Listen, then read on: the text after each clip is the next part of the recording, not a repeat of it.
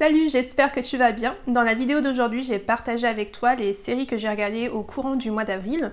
Ces séries, je les ai principalement... Non, pas principalement. Je les ai regardées uniquement sur Netflix parce que j'avais un petit peu la flemme de chercher ailleurs, pour tout te dire. Et donc, si tu n'as pas Netflix, je suis sûre qu'elles sont disponibles ailleurs de manière légale ou non. Et donc, avant de commencer la vidéo, si tu ne me connaissais pas, je suis Suzy, donc de la chaîne YouTube Suzy S, donc qui est ma chaîne, où je fais des vlogs et aussi où je partage un peu donc ce que je regarde, ce que je vais lire, ma vie ici en Espagne, parce que avant d'habiter ici en Espagne, à Barcelone, là où je suis actuellement confinée, j'ai habité pendant 6 ans à Londres.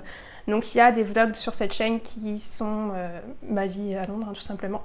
Mais je suis d'origine française, martiniquaise et espagnole, pour être très précise. J'ai grandi, je suis née avant d'avoir grandi, n'est-ce pas?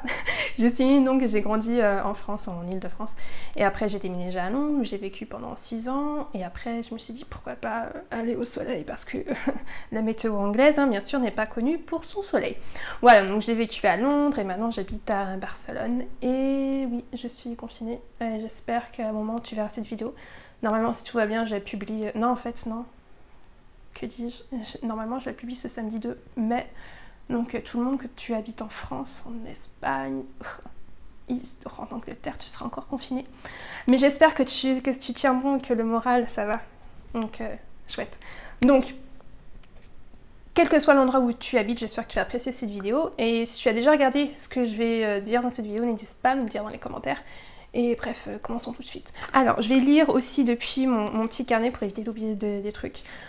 Pour être très rapide, parce que pour être honnête avec toi, j'ai pas très faim, je suis juste gourmande. Je suis pas une goulue, mais je suis gourmande.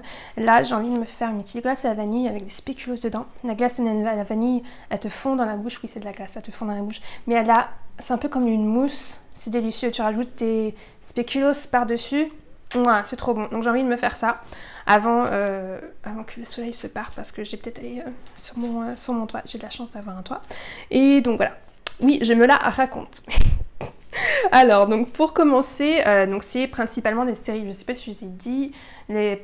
Principalement ces séries, je regarde sur Netflix. Donc si tu n'as pas Netflix, je suis sûre qu'elles sont disponibles sur d'autres plateformes. Par exemple, la première, je pense, peut-être c'est équivalent si tu habites en Espagne surtout, sur la plateforme de streaming de cette chaîne-là. Donc la chaîne espagnole, ou sinon de manière tout à fait légale, n'est-ce pas, ailleurs sur une autre plateforme. Donc la première série que j'ai regardée, que j'ai commencé et que j'ai fini, c'est Toy Boy. Toy Boy, c'est une série qui se passe sur la Costa del Sol, donc c'est au sud de l'Espagne. Ça se passe à Malaga. Et ça suit, je crois ils sont 5. Bon, ça suit un personnage principal qui est Hugo Beltrán. Il a été accusé il y a 7 ans de cela, quand la série commence, à tort d'un meurtre. Et la série suit l'enquête sur qu'est-ce qui s'est réellement passé, parce que bien sûr le monsieur est innocent, et ça s'appelle Toy Boy parce qu'il est stripper. Stripper, ça se dit? Stripteaser. Et stripper, c'est en espagnol, Suzy. Et donc il est stripper avec ses amis. Et donc sur ça ils sont 5, et ça s'appelle Toy Boy parce que même s'il sort, il est inconditionnel, il faut bien qu'il trouve un travail. Donc, du coup, dans un premier temps, il va faire comme barman, puis après, il va se remettre à être stripper.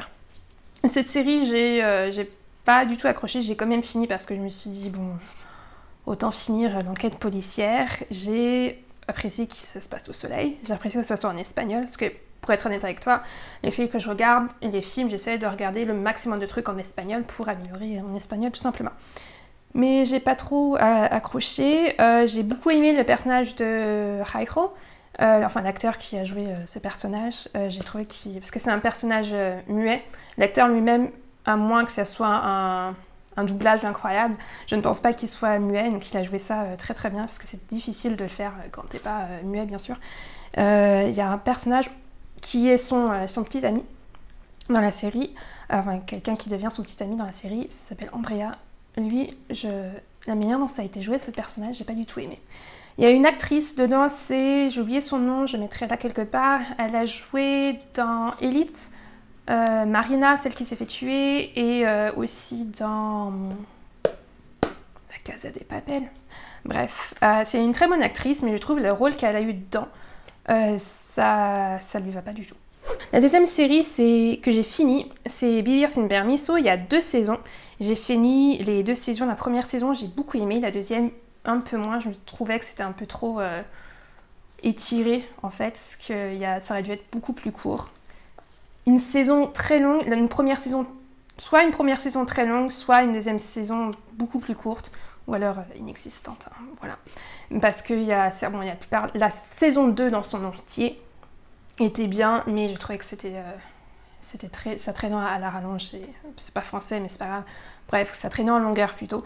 Mais ouais, j'ai beaucoup aimé la série. Donc c'est une série qui se passe au nord, l'ouest, au nord-ouest, donc de l'Espagne, dans la région, en Galice. Et donc ça suit un... Attends, c'est quoi son nom? Vivir con el permiso de... Non. Bref, avec le père d'une famille qui est à la tête d'une très grande entreprise de la région de David Oeste. Non, je croyais que ça allait revenir, mais non, c'est pas ça. Et donc... Ah putain, non, j'ai pas écrit, j'ai écrit que son acolyte. Merde. Bref, le père de famille qui joue un acteur incroyable, donc qui est en charge d'une très grande entreprise d'exploitation, de fabrication, je crois, de thon. Bref, des produits de la mer, de poissons et de produits de la mer, et qui, parallèlement, s'occupe également d'importer et d'exploiter un marché de la drogue. Voilà, donc ça tourne autour un petit peu de ça. Ça a été très bien fait, parce que bien sûr, il faut qu'il échappe à la justice. Et aussi, un des acteurs principaux, il est un petit peu mignon. Et ça s'appelle Vivir sin Permiso, parce que comme il est à la tête d'un gang, on va dire, hein, d'une mafia à lui-même, et les gens, quand il ne les tue pas, ou quand il leur rend service, il dit qu'ils vivent avec l'accord de Nemo Bandera, qui est lui-même.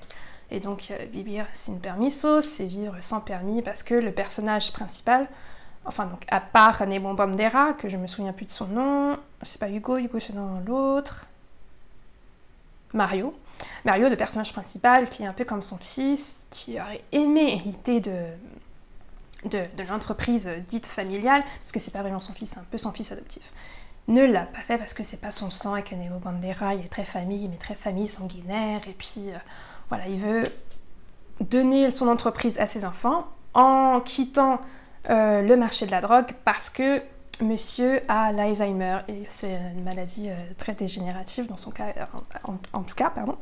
Et donc c'est full de péripéties. Voilà. Deuxième série que j'ai finie, bon là en l'occurrence c'est la saison 4 de La Casa de Papel. Voilà. Non, si, j'ai bien aimé l'ensemble, encore une fois. Il y a des épisodes, je me suis dit, bof. Mais sinon, ils se sont bien rattrapés. Parce que la saison 3, à mon avis, elle était pas terrible. La saison 4 de La Casa de Papel, très bien. J'ai aimé. Beaucoup aimé, non, mais très bien.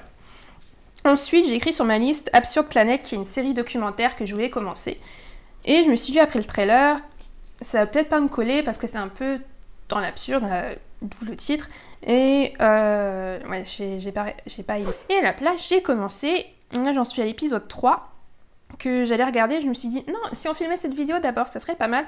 Donc c'est l'épisode 3 de la série documentaire de The Last Dance. Donc c'est sur les Chicago Bulls, qui suit bien sûr les Chicago Bulls avec... putain, j'ai oublié son nom. Michael Jordan. Donc les Chicago Bulls avec Michael Jordan. Et ça s'appelle The Last Dance parce que... Alors, Suzy, as-tu bien regardé la série? Parce que la dernière saison qu'a coaché... Non, Jerry c'est le méchant. Phil. Et il lui donnait des thèmes à chaque saison qu'il coachait. Et la dernière saison qu'il a coaché pour les Chicago Bulls, ça s'appelait The Last Dance. Voilà, j'aime beaucoup. Je trouve ça très motivant.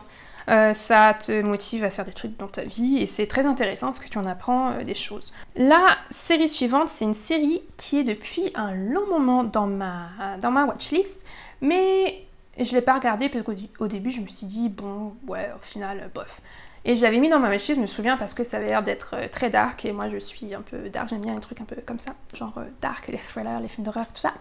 Et l'acteur principal, dont je ne me souviens plus le nom, donc il va s'afficher là quelque part, je l'aimais bien, mais j'avais l'habitude évidemment de le voir dans des trucs un peu comiques. Et là je me suis dit, pourquoi pas de le voir dans une autre circonstance, circonstance n'est pas le mot, mais on s'en fiche, dans une autre type de situation, là la situation du drama.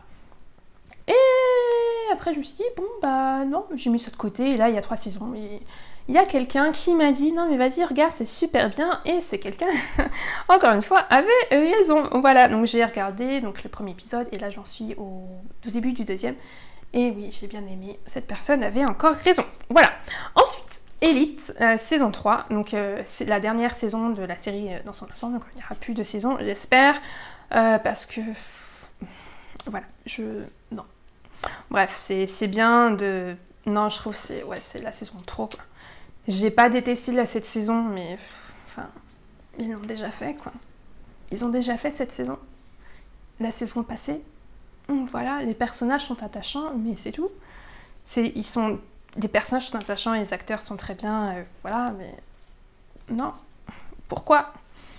Ensuite, bon, j'allais dire une série documentaire, ce n'est pas une série documentaire du tout. C'est plutôt là, on va dire, j'ai mis ça dans la liste des séries parce que c'est une série de télé-réalité que j'ai commencé et que ça s'appelle Rogando con Fuego sur mon Netflix, qui en vrai est Too Hot to Handle. Donc c'est la série, la fameuse télé-réalité en ce moment qui fait un peu le buzz sur les réseaux sociaux. Et donc c'est je sais plus combien ils sont, là, moi j'en suis au 3e ou 4e épisode. Je crois qu'ils sont 10, 11, 12. Donc sur une île paradisiaque, c'est tous un peu des personnes à activité sexuelle à haute fréquentation, si je puis dire. Et donc là, le but donc cette télé-réalité, c'est qu'ils sont tous, bien sûr, selon vos critères de beauté, plus ou moins attirants et plus ou moins beaux ou belles gosses. Et donc du coup, ils doivent aller sur cette île et résister à l'un et à l'autre. Sans quoi, sinon le prix à la fin, oui, j'aime beaucoup ça me fait, on ne dirait pas comme ça, mais en vrai ça me fait beaucoup rire. Et donc le but c'est de résister à faire quelque acte sexuel que ce soit, donc les bisous, les caresses et bien sûr le coitus. Sinon le gain de, je crois c'est 5 000 $, à force que par exemple il y a eu des bisous. Et à chaque bisou qui se fait, il y a moins 3 000 $ sur la cagnotte de la fin qui est à partager entre chaque participant.